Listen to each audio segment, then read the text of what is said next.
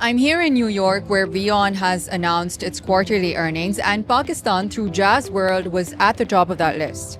Pakistan delivered the fastest total revenue growth of any VEON market this quarter, with total revenue up by 25.3%. Jazz World is the company behind the Jazz SIM card that many of us know and use, but it now describes itself as an intelligent services company offering connectivity, payments, banking, streaming, insurance, and AI all under one identity. It's now owned by a global operator called VEON, which is listed on the Nasdaq Stock Exchange right here in New York, and runs similar businesses in 4 other countries: Ukraine, Kazakhstan, Bangladesh, and Uzbekistan. This week, VEON reported its second quarter results here in New York, with Jazz World's number among them and at the top of that list.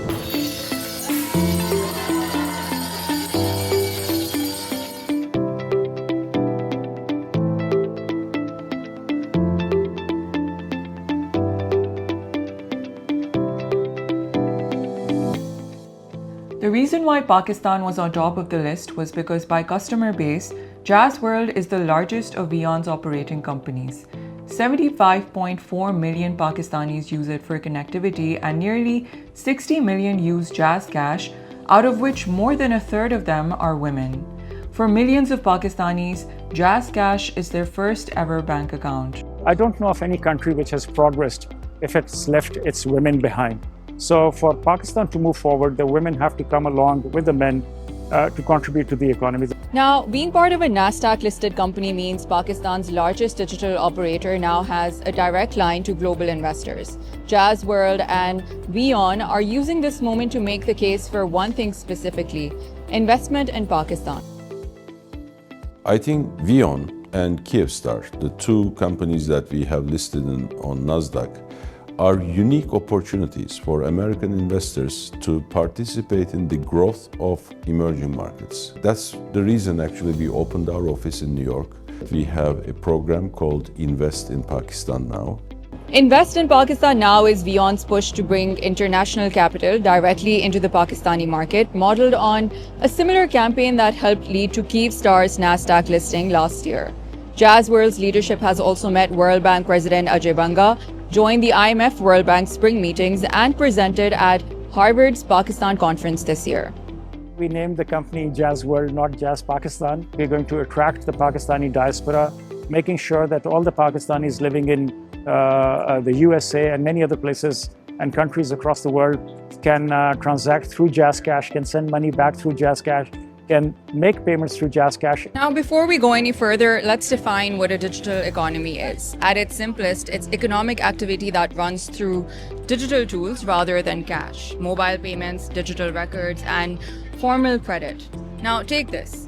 New York subway runs on tap to pay. No tokens, no cash, just a phone or card, and the transaction is recorded instantly. In Pakistan, the same idea plays out at a much bigger scale. It's not at a subway, but it's probably a street vendor's QR code and Jazz Cash processing the payment instead of a bank. Now, for a country like Pakistan, this shift matters because much of the population has historically operated in cash, outside any formal financial system. Without a digital trail, it's harder for people to access loans or build savings, and even harder for the state to measure exactly how much economic activity is happening. The scale of that shift is already underway.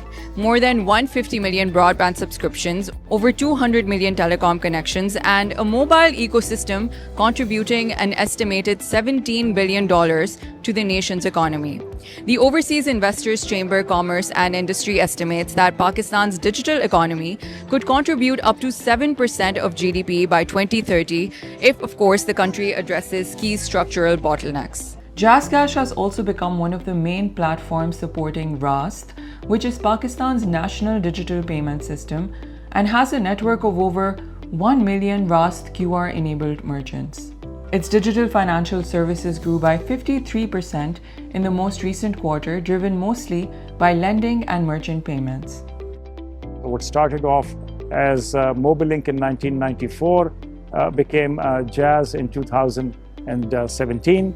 And very recently, we became Jazz World. Financial services now account for about 30% of our revenues. We don't want to be left behind compared to the rest of the world. Now, the interesting bit about all of this is that this work runs alongside the government. Earlier this year, Jazz World signed its 5G license directly with PTA, with Prime Minister Shehbaz Sharif present as well. Months later, Jazz World and VEON met with him again to reaffirm a $1 billion 5G investment commitment, and Prime Minister Shehbaz Sharif specifically credited JazzCash's role in the government's cashless economy push, citing its Rast QR merchant network and its share of the country's Rast IDs. Among these results, Pakistan is really the shining star.